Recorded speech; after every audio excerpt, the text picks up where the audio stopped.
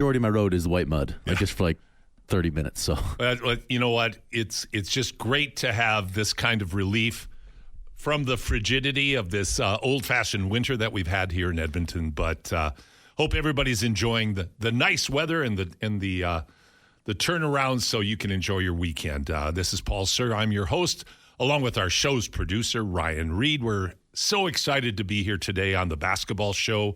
We have a great show lined up for you. We have tremendous guests. First, we'll have a conversation with Katherine Plouffe. Of course, she and Michelle are two of the top, consistently at the top of the 3x3 game globally. Both have competed in the Olympics, both in 5-on-5 and 3x3. Katherine will be with us to talk some 3x3 today.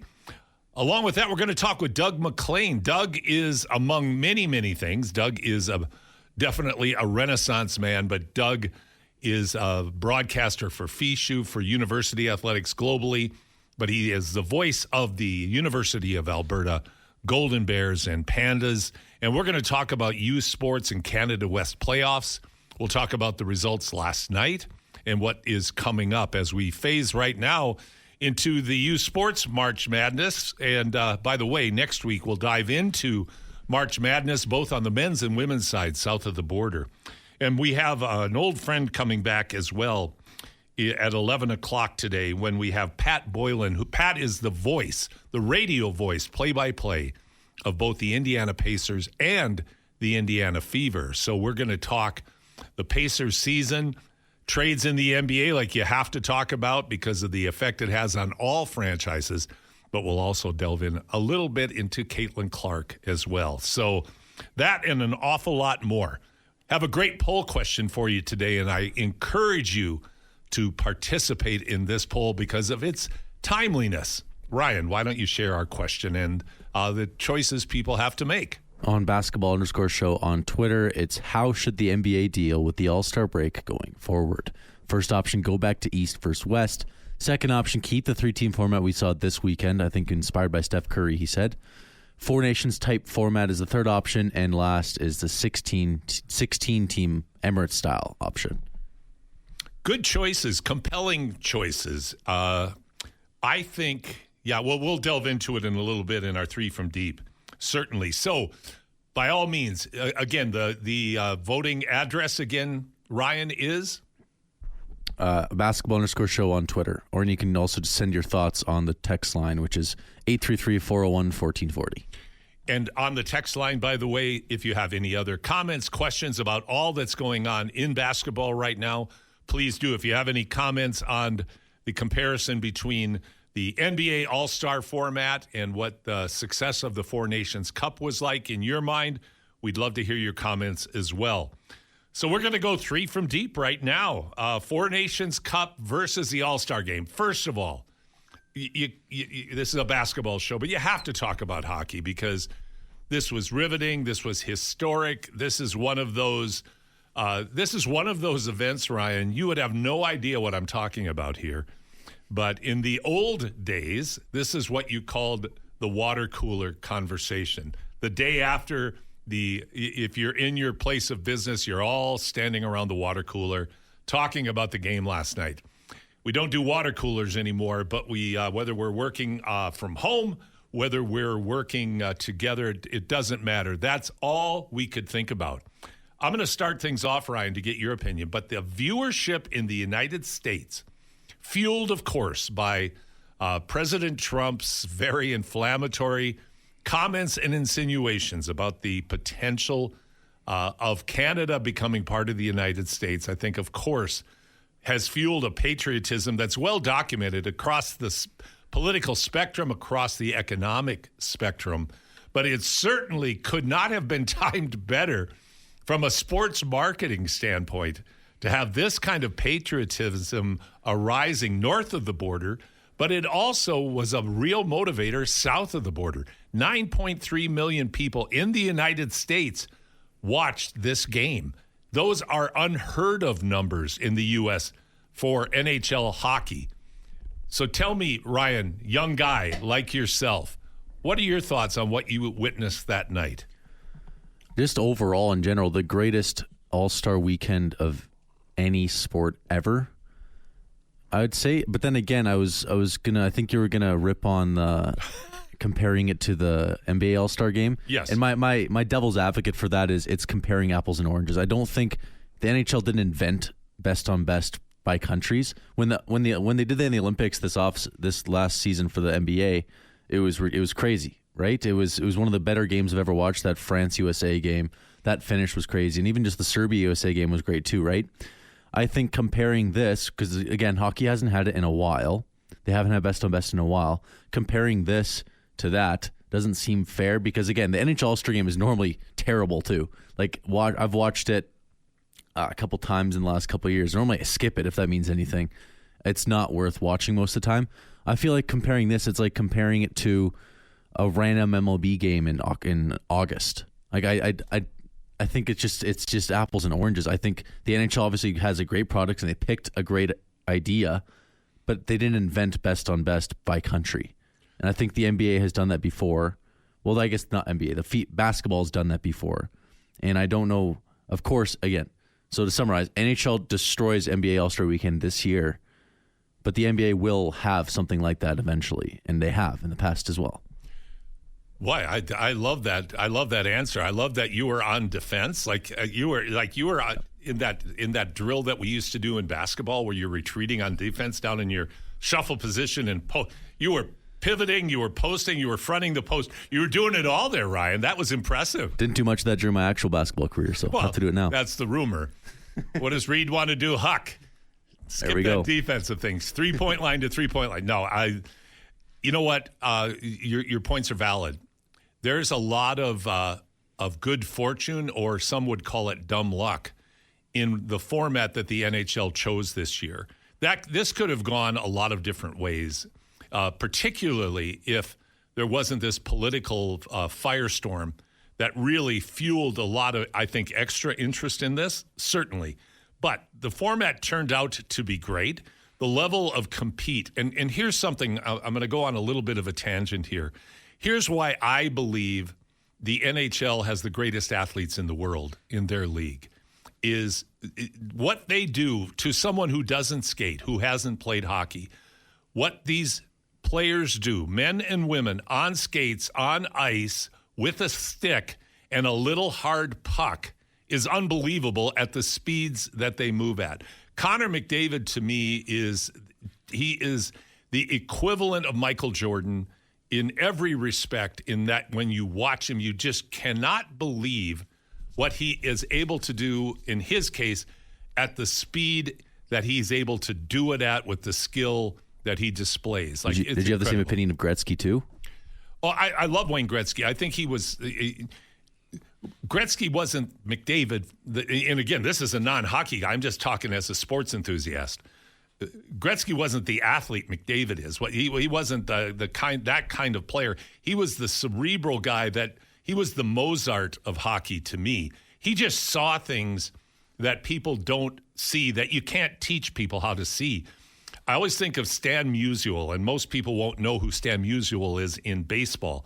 Great baseball Hall of Famer.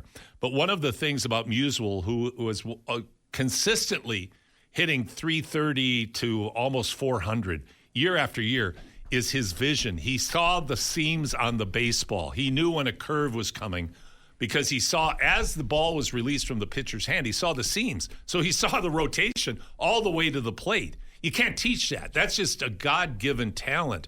Gretzky possessed the same thing. He didn't beat you physically, and he didn't necessarily beat you speed-wise. He beat you mentally, and his ability to make nuanced plays consistently, make everyone around him better while being a phenomenal goal scorer himself. Like, those are just unbelievable attributes. McDavid in the modern NHL, bigger, faster, stronger athletes, has I think, morphed into that kind of Gretzky-like thing, with a lot of the unteachable qualities in his game that's very, very special. On that note of All-Star games, Big John texted in asking, what if the NFL did an All-Star game but with college alumni teams? I think it'd be so cool. I didn't even think of that. Honestly, I don't mind the idea. If they did flag football, I guess you can't hit, but No, it's not a bad idea. The problem in football is why they've gone to flag is you don't want to have your knee torn up playing in an all-star game. But Big John, that's a great point. Any kind of variation where you get more competitiveness into the all-star game. Now, there's a longtime journeyman center from the NBA named Brendan Haywood. And Haywood played with Michael Jordan. Michael Jordan was as cruel to this man as anybody was. That's a different topic. We'll go off on it at a different time. But Haywood came out, and he said there is no doubt that the league has designed this all-star game around, and he named LeBron James.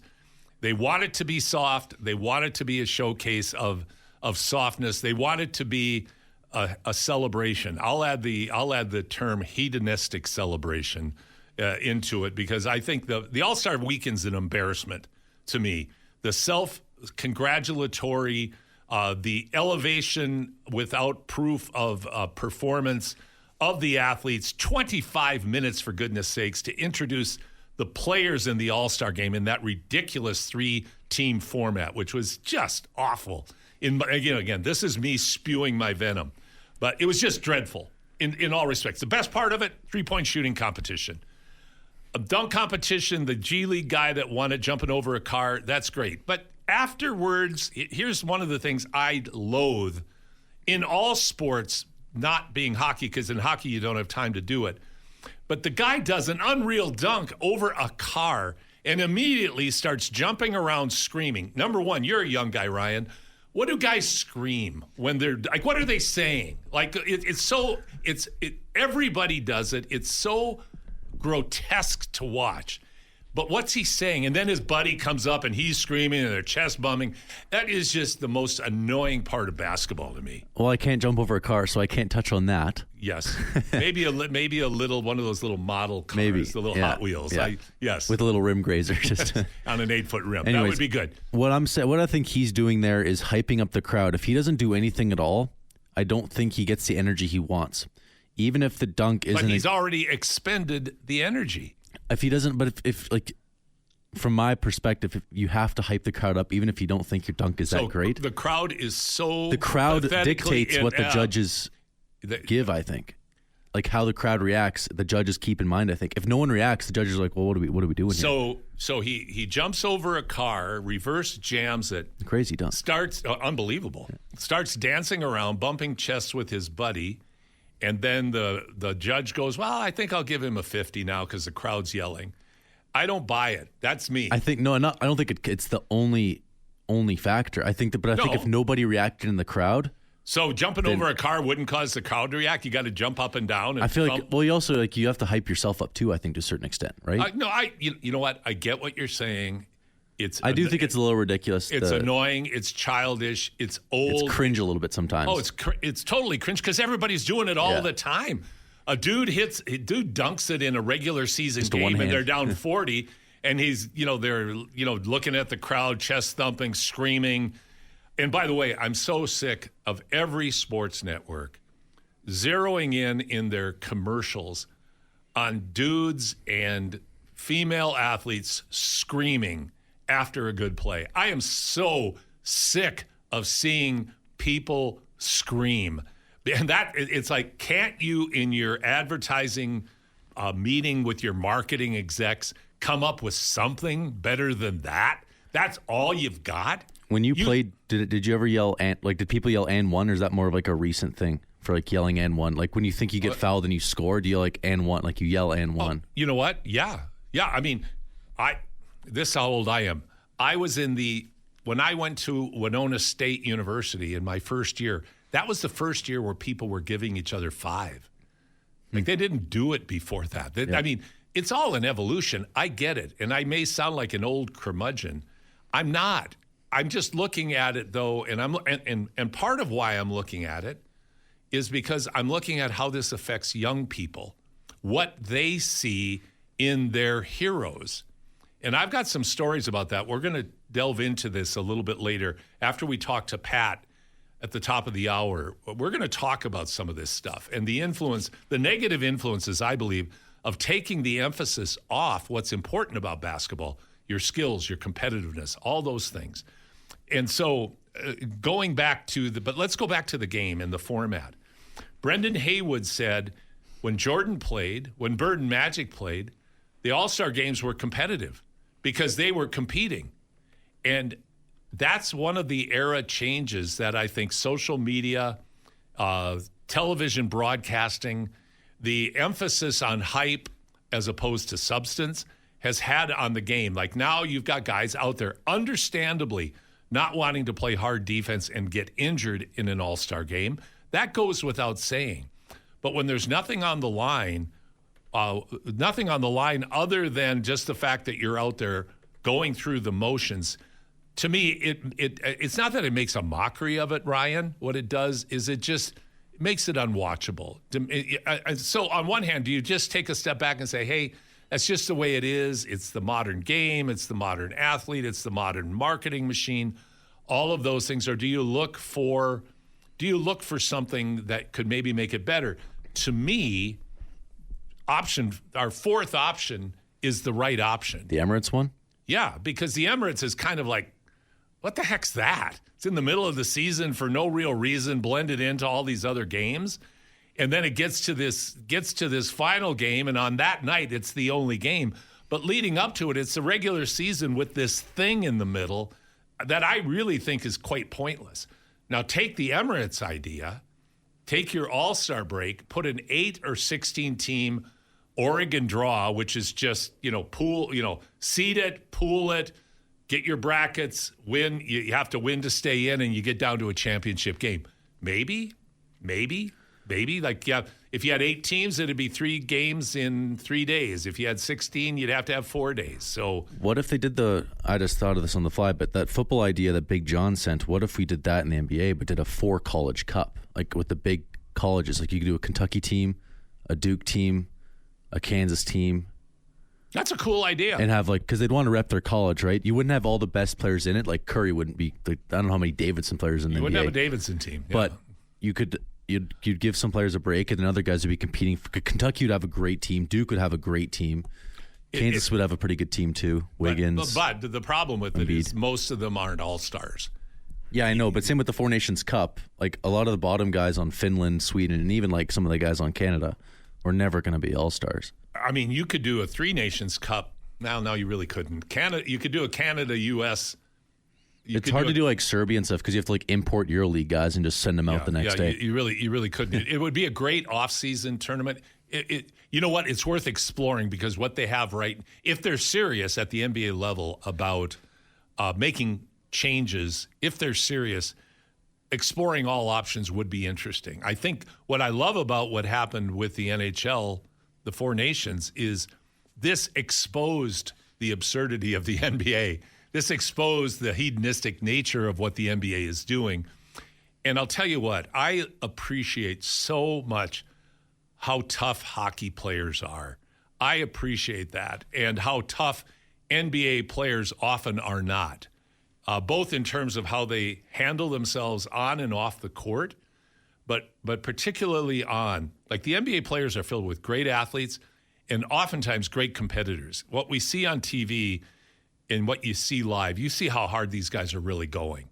And so I'm not trying to diminish the NBA, but they are so ego-driven in that league, where in hockey, you don't have that option because it's team, right? Team. Well, it has or country, to be. country. Well, and it has to be because of the way the game is played. Well, yeah, one player doesn't win you anything. No, and I mean after a goal score, everybody does their tapping or whatever they do, goes along the bench, but then you're right back into it. In the NBA, there's much more celebration at many more junctures. I think it takes away more screaming after dunks. Oh, more screaming after dunks. Yeah, whatever. Before we go to break, we have to touch on the sad, let's just call it sad, blood clot issue in Victor Wembanyama's shoulder that's going to keep him out for the rest of the year. And, when you delve into the history of blood clots in athletes, it's a scary thing. So thank goodness that this condition was identified and that they have a chance to make the decision whether it has to be surgery or it has to be, blood thinners or a combination to get this young man healthy again. But I forgot that's what ended Chris Bosch's career. Because they didn't address it early. He kind of played through it. So with Wemby, they're getting to it right away. And Chris Bosch eventually moved to his lung. Yeah. And that's when they're like, all right, we got to shut this down. Both Wemby, they're getting to it right away, which should be good long term. It absolutely should be. And then, he goes out and then the Spurs win a game or two. So it's kind of cool to see. It's kind of cool to see, like, the Mavericks have been playing well without Doncic. The year David Robinson got injured, they tanked and got Tim Duncan. So now they might tank and get Cooper Flagg to throw in the mix. Well, that's interesting. I was on with Kevin Carius yesterday, and we were talking about that. And one of his listeners texted that in, and yeah, that would be amazing. That would be that. One of the things in the lottery, I'm not a big fan of the lottery, but on the flip side, you do get these compelling storylines, like Orlando getting Anthony Hardaway, and then the next year getting Shaq. And the Timberwolves having the worst record in the league and getting like the 8th pick. Or just the Cavs in the 2010s had like 4 first overall picks. Yeah, exactly. Like, it's really compelling stuff. So, but it'll be interesting to see if the Spurs tank to try to put themselves in a position to be one of the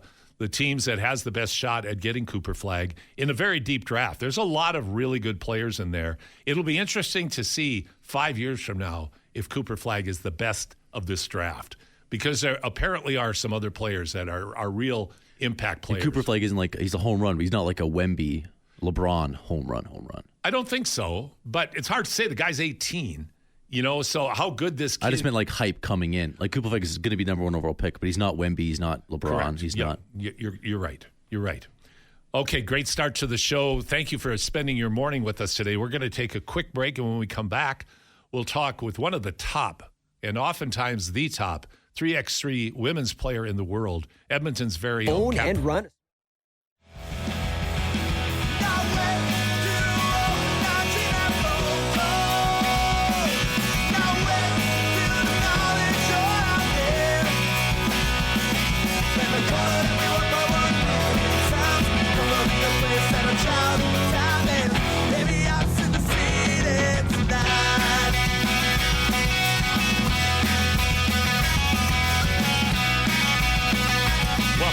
Basketball show.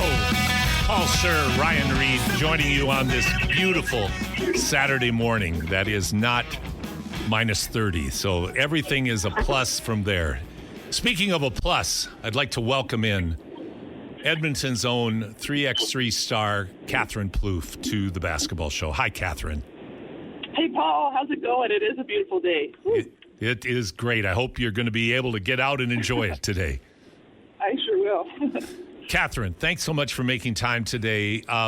Why don't let's start? Let's go back to 2024. It was it was a challenging, phenomenal year, full of what I think is safe to say peaks and valleys. Talk about 2024 and what the year was like for you and what it meant to you. Oh boy, that's a lot to sum up in just a little bit of time, but. Even while it was still 2024, I was feeling like so much happened in the year. It felt like 2 years of events and just monumental moments happened throughout not only the basketball season but the year itself. So there was definitely some peaks, some detours, I'd say. That's a great way to put it. I like that. Yeah. I think everything was happened how it was meant to. I believe God had a plan for me and in basketball for my team. And so, yeah, there's just some things that were unexpected in our journey, especially to the Olympics and in our Olympic, debut for 3x3 itself. But so much was worth it. There's some big losses. Even in our getting to the Olympics, like our first qualifying tournament was a big detour for us. Maybe physically, mentally, I think we were prepared to move on to the next qualifying tournament to get to the Olympics, which we did. And honestly, that was probably the highlight of the summer was just qualifying. And then not only that, but just being able to play in the Olympics, getting on the floor and just, competing at the highest level on the biggest stage in the world for this new sport was, probably the highlight of my basketball career. That's really special. And I think, for people who were not able to watch your team play as you played in the not just the qualifiers, but the variety of women's series events around the world. I mean, it's an amazing schedule, isn't it, Katherine, that you have to play in in so many different places in different areas of the world in relatively short periods of time. But when I think about your journey, because I think it was the expectation of people who know 3x3 was that Canada's going to qualify. You guys you've been the best team in the world for years now, and you get into what I think is it applies to all sport, but it's somewhat unique to 3x3 because the games are so short relative to other professional sports. Anything can happen in one game. Probably, if you ever had a poster play that exemplified anything can happen in any game, it would be the buzzer-beating, game-winning shot by Spain where the lady from Spain tipped it over her head, probably 8 feet away from the basket, back to the basket, over her head, and it went in to win the game. But what would impress me the most about this, Katherine, was the resolve and the focus and maturity of yourself and your teammates in spite of that kind of thing happening. And that wasn't the only heartbreak along the way. You guys never lost sight of what you wanted to accomplish. Yeah, definitely. That was a quick turnaround. That was a semifinal game, and for context, if we won that game, we would be going to the Olympics, but we had to play an extra game as a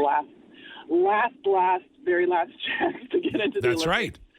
And against the home team, right?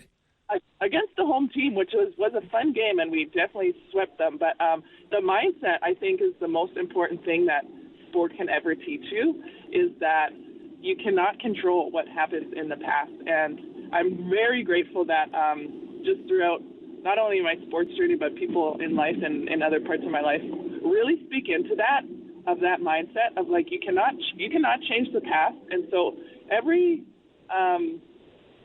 thought of regret or worry that you spend emotionally thinking about what happened that you can't change is lost energy that you can be spent on the future.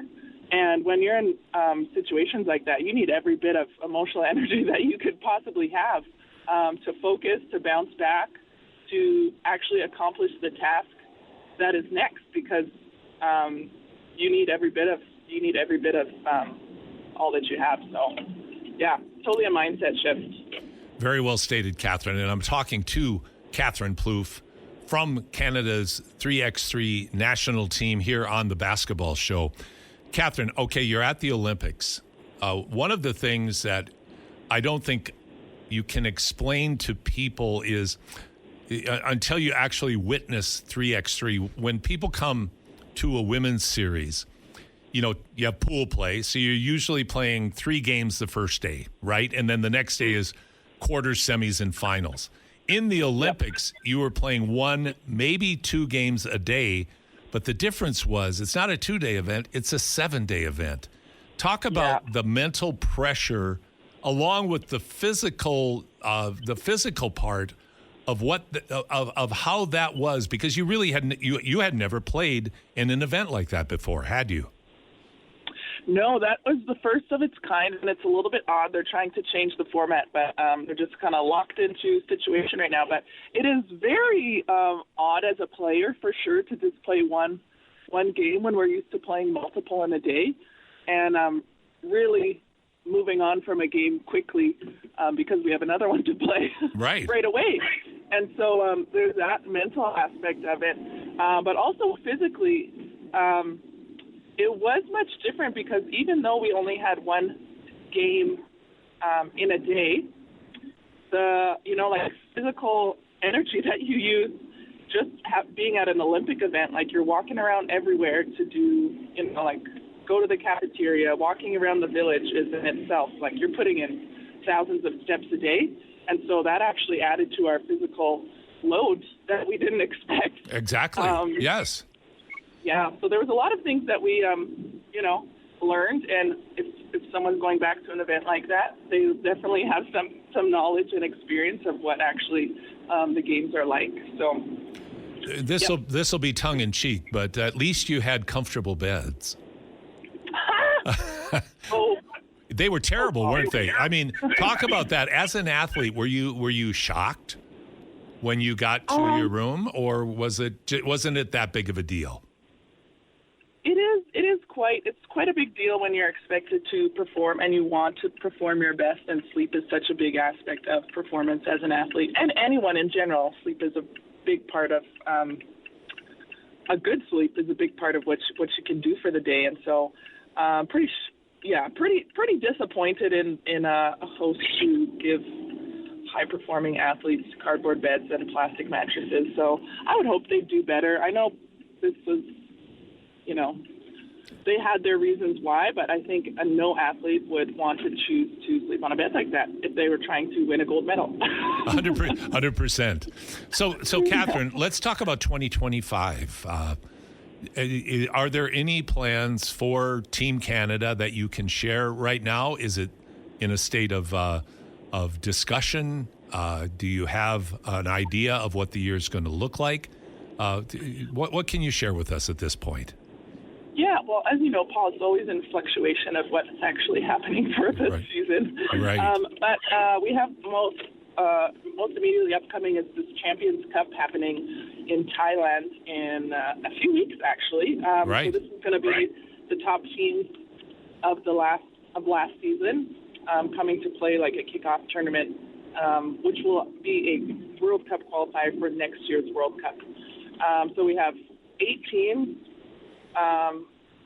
It is us, Spain, Germany, Thailand, Australia, Madagascar, 2 others that I can't remember right now. Would the U.S. be part of that? U.S. will not be, no. Oh. The winners of the Zone Cups, and since we beat them in the finals, they didn't qualify. Right. Okay, very cool. And Olympic winners, and I was, because I thought the World Cup winner would get in, but they are not, so U.S. will not be there. So that's go ahead, Paul. No, you've got that coming up. So how are you preparing for that, Katherine? And is the expectation that the band will be back together and it'll be yourself, your sister, Paige, and Casey, or is that still up in the air? No, our team is going to be myself, Paige, Casey, and Sasha Grant Allen. Okay. Going to that event. And after this event, the Women's Series tour is going to kick off beginning of May. So this is a pretty preseason. The timing is quite early. Yes. And so we don't know what the World Tour schedule actually looks like. The hope, too, is that we can get some more gals in the program to keep growing the pool of athletes who want to play 3x3, get ladies out getting reps playing 3x3, whether that's on the tour or hopefully some camps around Canada to just get players reps playing the game, because we have one team on the tour, but that's only 6 people in rotation there. So we would love to, I'll speak for myself, I'd love to just get more girls playing and teach them the game, teach them the style, the movement, and just pass on what I know for sure, so that we can have a strong program for years to come. Well, I think that vision has to evolve in Canada. We're going to contribute to that in Edmonton with our 3x3 event, July 31st to August 3rd at West Edmonton Mall. This isn't a plug or anything, Katherine, but on July 31st and August 1st, I think we're going to be the only event in the world that will have both a men's and women's quest. So that will fulfill exactly what you talked about, is that will give teams, both genders, the opportunity to play 3x3 in an event that can help propel them into the basketball ecosystem. So that really is our goal with that. And you and I will talk offline about that further. And then, of course, we'll have the Women's Series and the World Tour as well here. So, and unfortunately, it looks like right now in Canada, we will be the only location for a women's series this year because it looks like Saskatoon and Quebec City will not be hosting a World Series, unfortunately, this year. Yeah. So very excited to have it back in Edmonton, nonetheless. Nonetheless, and we're going to put on a great show. So let's talk about what you're doing now to prepare. How are you getting ready for the upcoming event in Thailand? Great question. Well, myself, I am here in Edmonton training with a group of guys who've been super helpful for myself. Also, Steve's training with Steve in the gym, mostly at Legacy. And, it's a lot of individual training right now for myself, getting back to game shape, which is hard to do when you're not playing games. Oh, boy. Getting as many reps with the guys as possible here. I know Casey, Paige, and Sasha were out in Asia getting some tournaments in, and we'll get back together on the court and just work to get some reps in to get the chemistry going. But I'm sure that'll come quickly because we can't. Yeah, we don't lose that so fast, but we'll need some reps together for sure. 100%. And I've got about 30 seconds. Talk about your upcoming camp. Yeah, we're hosting a Stingers camp next Thursday, Friday at the EYBA Center, and it's all girls. It's an all-girls camp with me and Michelle are super excited to do. Just be in the community with girls ages 8 to 17. Will be super fun. We'll be doing some 3x3, of course, and doing some other skills. And the rest of the coaches, I believe, are going to be some gals from around Edmonton and area. Casey is also coming up to coach at the camp, which we're super excited about. And it's just going to be a fun time. Spots open still. So if you have daughters, nieces, granddaughters, sisters who want to come, you are more than welcome. And how do people register? Through the Edmonton Stingers website? Yep, it is on the EdmontonStingers.ca website under All Girls Camp, and they can find more information there. Well, Katherine, thank you so much for spending time with us this morning. Best of luck with your upcoming preparations and, of course, for this first ever tournament overseas. And thank you mostly for what you, Michelle, and your team has done for elevating the sport of 3x3 and women's sports in our city, province, and country. Thank you so much, Paul, and thank you for always being a great support for us. Well, you are more than welcome. That's the easy part. And if you have a youngster in your life, a young female, please, you cannot make up a better camp opportunity than's being presented this upcoming Thursday and Friday with Katherine, Michelle, such a great team of coaches, sponsored by our CEBL Edmonton Stingers. Go to edmontonstingers.ca and register. The value will be tremendous. We're going to take a break right now, and when we come back, we'll bring in the voice of the Pandas and the Golden Bears, Doug MacLean. He'll be joining us, and we'll talk about youth sports, Canada West, and March Madness north of the border here on The Basketball Show. Welcome back to The Basketball Show. Ryan, that song is 51 years old. Does that sound like a 51-year-old song to you? That sounds like it was made yesterday. It's unbelievable. That was the first Queen song I ever heard. Bob Borkowski's living room in Chicago. He had a great stereo, and he turned it on. He turned it way up and blasted this out. And I had never heard, Freddie Mercury's vocals, that unique Queen harmony and lead guitar. And then, of course, Queen after that, just unique hit after unique hit, just icons in every respect. Speaking of icons, Doug, you're going to love this. I'm pleased to be welcoming onto the program Doug MacLean, the icon of the Pandas and the Bears, calling their games courtside. Doug, thanks so much for being here today. I'm glad to embarrass you right out of the gate. Well, yeah, that'll be the first and only time that I get compared to Freddie Mercury in any way, shape, or form. And you're in fine form if you think that's the comparison today. But no, always good to chat with you, Paul. Oh, it's great to have you on, Doug. So it's March Madness north of the border now. It started. It seems so early. really isn't, because playoffs are starting right away in the Missouri Valley coming up. And March Madness will be kicking off next week, as most of the NCAA regular seasons are winding down. But it gets started pretty early in youth sports. So last night, talk first about the Bears' unfortunate 78-63 loss.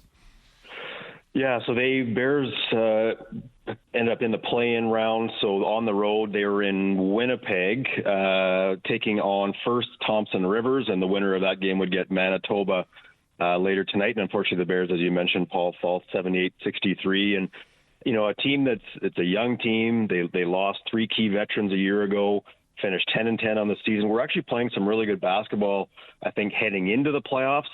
They'd never lost to Thompson Rivers since Thompson Rivers joined Canada West. But, despite having a lead early in the second half, a significant run by the Wolfpack just kind of allowed them to pull away, and the Bears just did not have an answer. And unfortunately for them, their season wraps up. But I think, considering everything and the youth on that, within that program right now, the fact that they did finish 500, got to the playoffs, I think it's a good sign. I think they're a team that'll bounce back pretty quickly. Well, I think you're right. And you and I had the opportunity to chat the other day, and we talked about some of the players that'll be coming in, adding to this young roster. And I think there's a lot of optimism in spite of a season that started out in a disappointing way, certainly with a very tough pre-Christmas schedule. But in the second half, I think the Bears were beating teams they should beat, and a couple teams that was a bit surprising that they beat. So they made strides. As you say, Doug, they fell short last night. But for next year, I think, like you said, they'll bounce back, and they'll be pretty excited about what they're going to be able to put on the court next year. Yeah, I would agree with you, and I think that's why even this weekend, it was a relatively decent matchup. They'd played Thompson Rivers earlier in the year and had beaten them.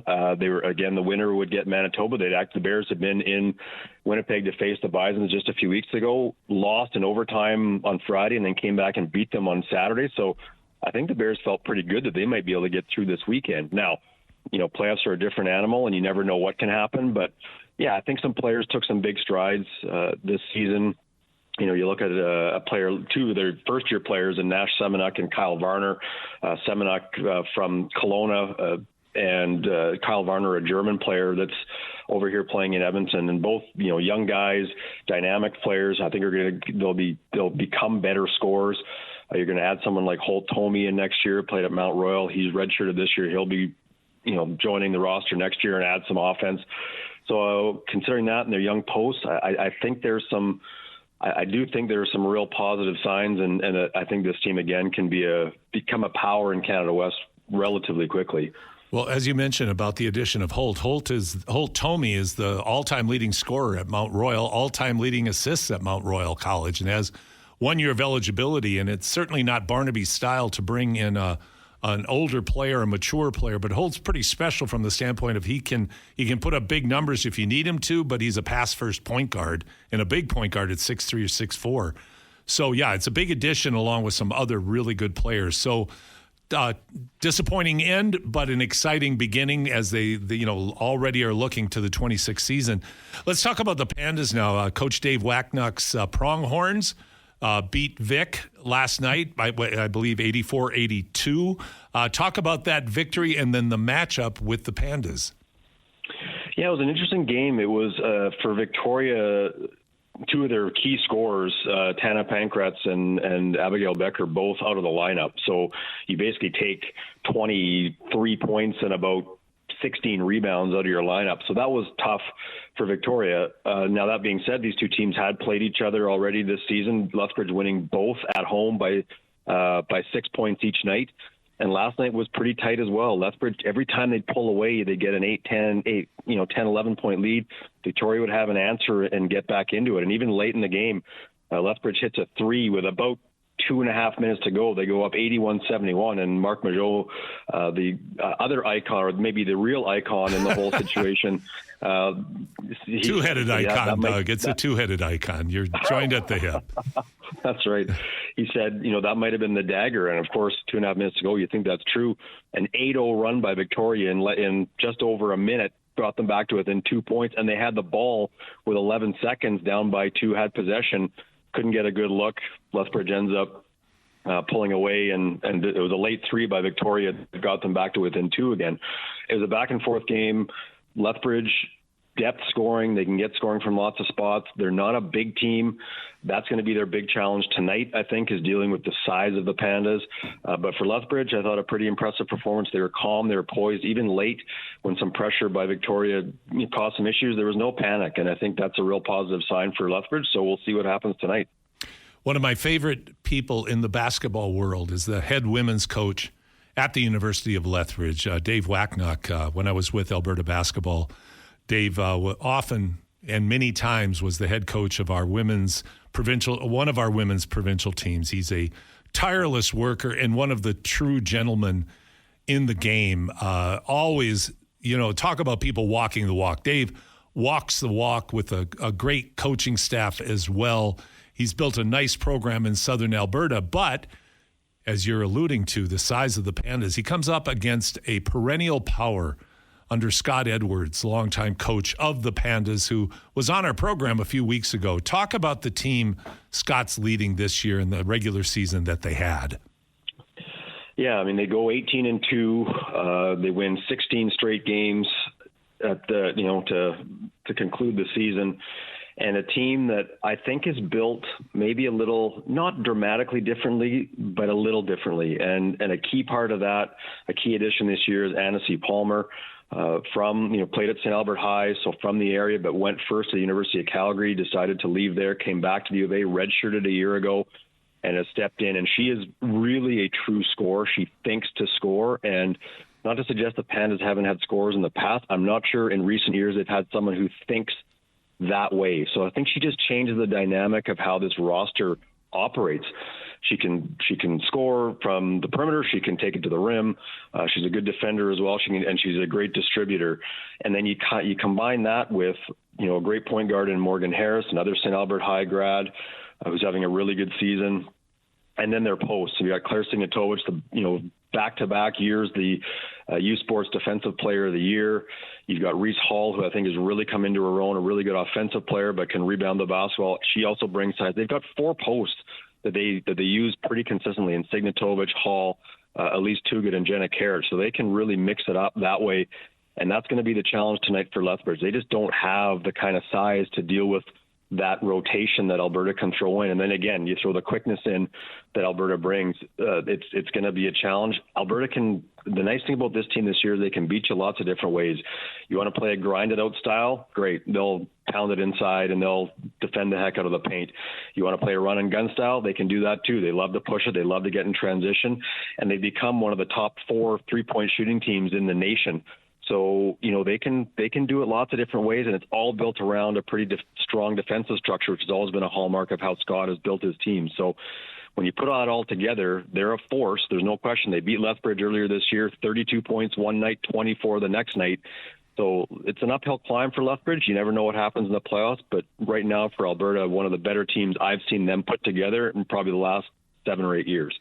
You hit it right on the head, Doug. You can never take anything for granted because in one game, anything can happen. You can have a night where everything's going in and you can have a night where nothing's going in. So right. It's playoff basketball, and that in and of itself sets a very different table. But to your point about the type of team that Scott Edwards builds, Scott has always been really good at building depth and versatility. But I think you hit on a key point. You just do not see scorers like Annecy Palmer very often. And to have somebody who's not just offensive-minded, but skilled offensively so she can beat you in a variety of ways. The 3, the mid-range, get to the basket, and also make other players better. That's a real that's that intangible where in difficult situations when the shot clock's running down, you have a go-to player who wants the ball in her hands. She's going to make something happen as opposed to having to find the shot by committee late in the shot clock. I couldn't agree more. And I think that, in my mind, that has been maybe one of the challenges for the Pandas the last few years is it's that classic, as you just described. It's 10 seconds to go, you call a timeout, you're down by 1, where's the ball going? And that's not to say that Palmer's the only player that could hit that shot for Alberta, but I think you have a pretty good sense that you'd want the ball in her hands. And I think that's a good sign because it just, and you know this, having coached for many years, it just changes how you defend. It changes who you focus on, and that opens up opportunities elsewhere. And again, because they've got depth in a lot of different places and they've got players that can score from different spots, I think, they've become a difficult team to defend because of the multiple ways that they can score. They got to keep it up. I mean, they got a big win tonight and then worry about next week later on. But it looks good in terms of what they've done so far. And again, they've been a very impressive team so far this year with 16 straight wins and 18 overall. So, Doug, talk about okay, this is a big if. Since we're not Coach Edwards, we don't have to, we can look ahead.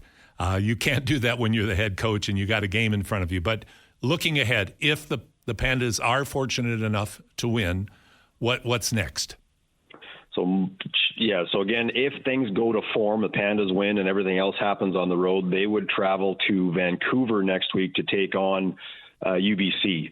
UBC finished first in the Pacific Division. The way the Canada West playoff format works is basically top 7 in the Prairie Division, top 5 in the Pacific Division get in, and then they just alternate ranking. So the top seed this year is the Prairie number 1 team, that's Saskatchewan. The number 2 team is the Pacific number 1, that's UBC. The third ranked team is the Prairie number 2, that's the Pandas, and on and on and on. So Alberta would get UBC.